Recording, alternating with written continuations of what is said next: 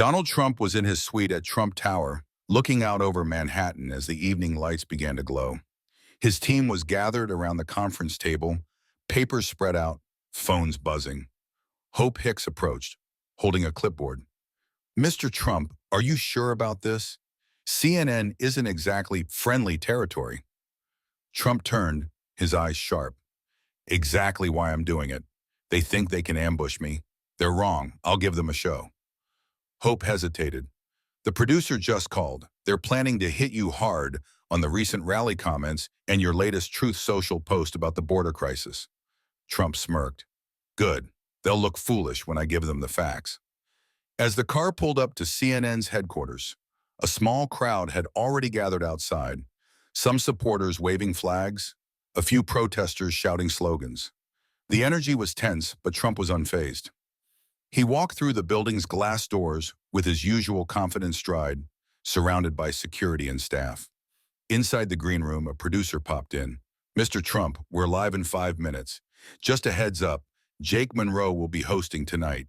He's known for being tough." Trump gave a half smile. "Tough? I've dealt with leaders 10 times scarier.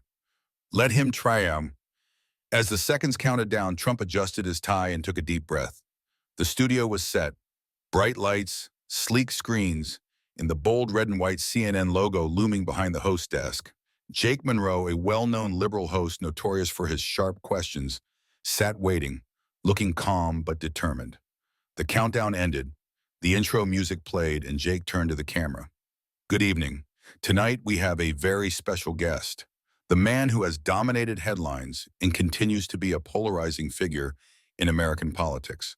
Please welcome former President Donald J. Trump." The camera cut to Trump as he took his seat, flashing his signature smile. Jake started with a smooth tone, but his words were laced with challenge. "Mr. Trump, thank you for joining us tonight.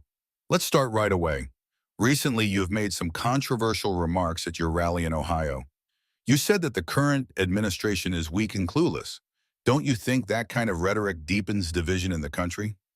Trump didn't hesitate. "Division? No, Jake. What's dividing this country is incompetence. People are fed up. They see weakness from the top. Inflation, border disasters, crime out of control. I'm just telling the truth. Maybe you don't like it, but that's your problem." Jake leaned forward.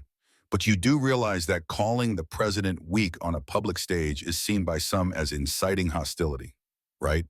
Trump smirked. "Hostility? You're saying being honest is hostile now. What's hostile is letting Americans suffer while pretending everything's fine. I don't do that. Never did." Jake nodded, trying to maintain his calm. "But your words have consequences.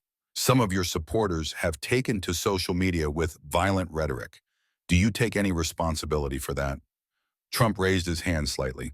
"Listen, Jake, I can't control what every person online says. But I'll tell you this. I never encouraged violence. Unlike some of your friends in the media who openly called for protests that turned into riots. Funny how you never covered that." The audience in the studio murmured, sensing the rising tension. Jake didn't back down.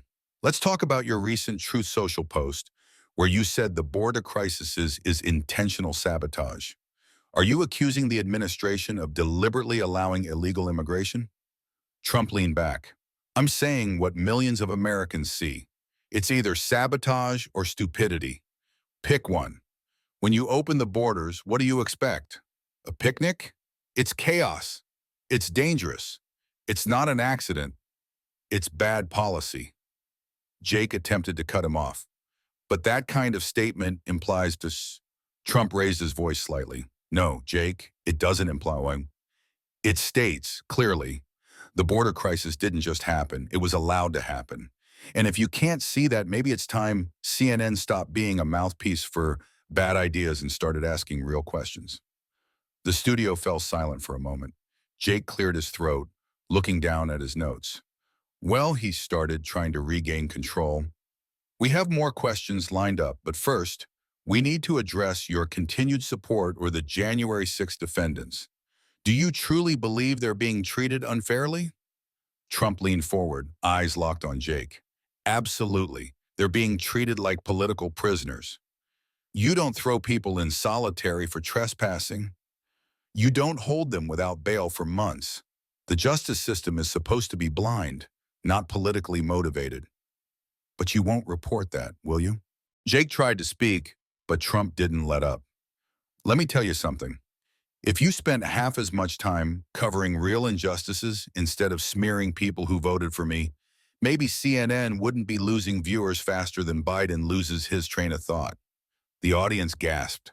Jake's composure was visibly cracking, and he shifted in his seat. Trump gave a sideways smile. Am I being too honest for you, Jake? Jake straightened up, forcing a grin. Mr. Trump, we'll continue this conversation after the break. The camera light dimmed, and the crew rushed in to touch up makeup and reset the stage. Jake leaned over to his producer, whispering furiously. Trump remained calm, a slight smile tugging at his lips. He knew they'd underestimated him again. As the stage was prepped for the next segment, Trump looked into the crowd and winked at a supporter in the back, who gave a thumbs up. He knew one thing for sure, they were just getting started. The break was short, but the atmosphere in the studio had changed dramatically. Jake Monroe was visibly agitated, checking his notes repeatedly while producers whispered in his ear, probably advising him to regain control. Trump, on the other hand, seemed even more relaxed than before. When the cameras rolled back, Jake forced a smile, but his tone was sharper. We're back with former President Donald Trump. Mr. Trump, before the break, you made some strong accusations about the current administration's handling of the border. But I want to address another controversy. Your continued support of Donald Trump Jr. after his recent social media posts calling for taking back America. Are you encouraging violent rhetoric? Trump's face hardened. Violent rhetoric? You mean calling for Americans to stand up for their rights? Since when did patriotism become violence? You know, Jake, it's amazing how you people twist words to fit your narrative. My son cares about this country. Maybe if you cared half as much, CNN wouldn't be a laughingstock. Jake's jaw clenched. Are you suggesting that the media? Trump interrupted. Absolutely. You people spend more time inventing stories than reporting facts. My son spoke about taking back the country from bad policies, not from other Americans. You deliberately twist it to stir controversy. It's dishonest. The audience was clearly divided. Some clapped, while others murmured disapproval. Jake leaned forward. So you don't believe that kind of language emboldens extremists? Trump's eyes flashed. You want to talk about emboldening extremists?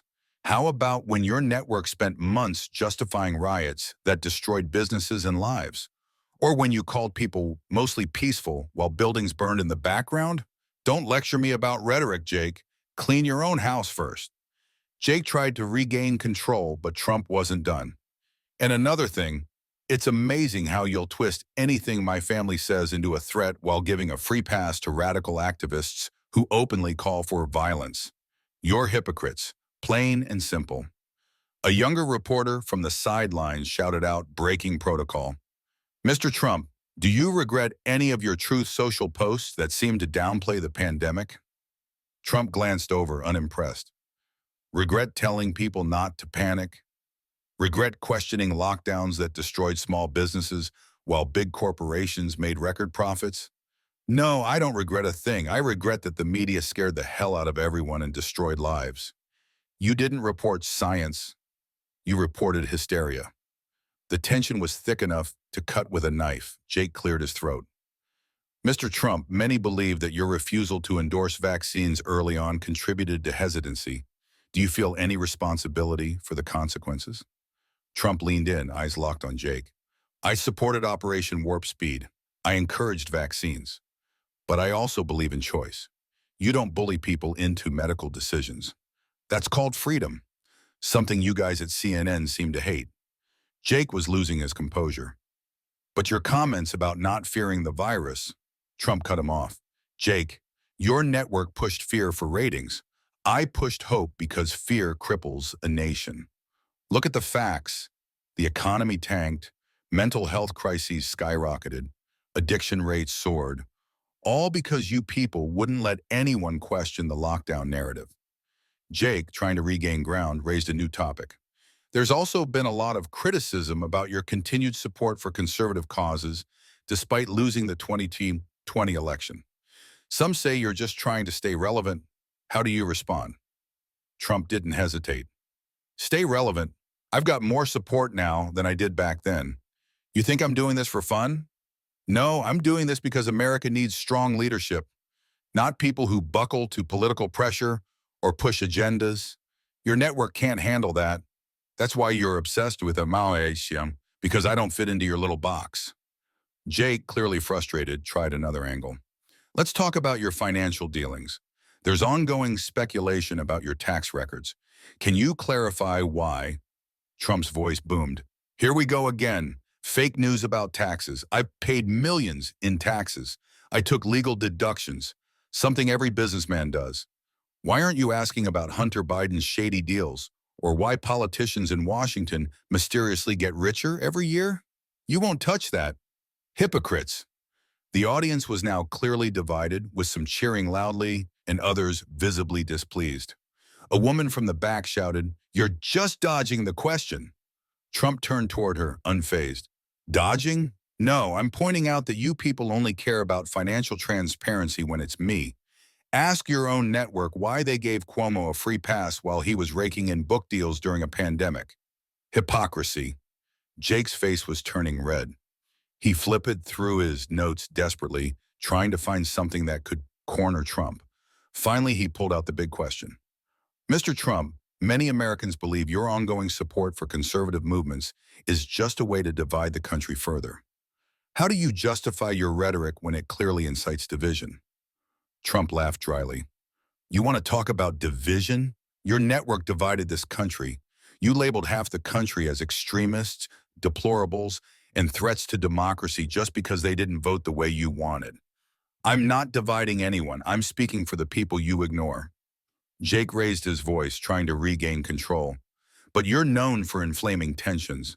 Trump stood up abruptly, the microphone catching his next words with clarity. Inflaming tensions? No, Jake, I'm pointing out reality. If that makes you uncomfortable, that's your problem. I didn't come here to play games. You wanted a circus, but I'm not your clown. If you can't handle the truth, maybe you should find a safer job. The studio fell into stunned silence. Jake tried to speak, but Trump raised a hand. I've had enough. You wanted to set me up. You wanted a meltdown. Instead, you got honesty, something your network hasn't delivered in years. He turned, unhooking his microphone, and strode off the stage, leaving Jake staring after him, speechless and humiliated. Producers rushed to cut to commercial, the studio buzzing with shocked murmurs. As Trump walked out of the building, his phone was already lighting up with messages. Jonah caught up with him, slightly panicked. Elon Musk just tweeted, I don't always watch CNN, but when I do, I watch Trump roast them. It's trending, Trump smirked. Good, let them talk. I didn't come here to be polite. I came to remind them who's in charge.